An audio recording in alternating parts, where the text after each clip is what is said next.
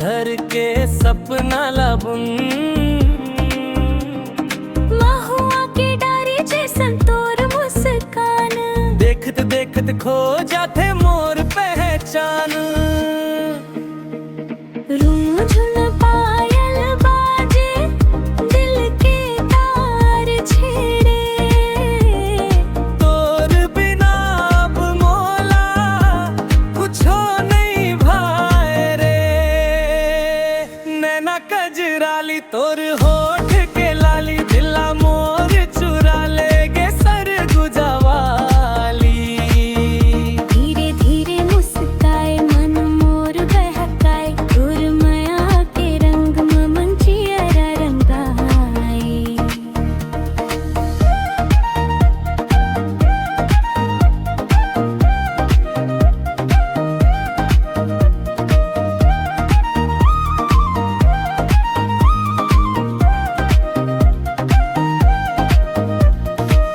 सावन के फुहार जैसे तोर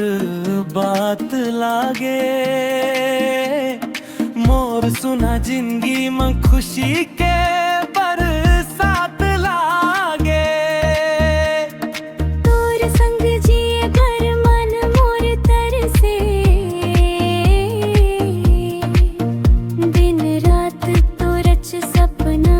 आँखी मम बरसे गोरी तोर अदामन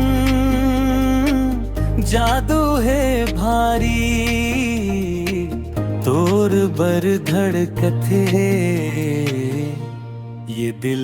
बिचारी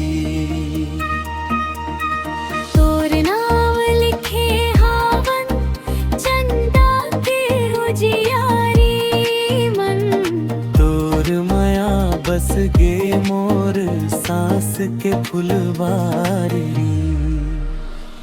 नैना कजराली तो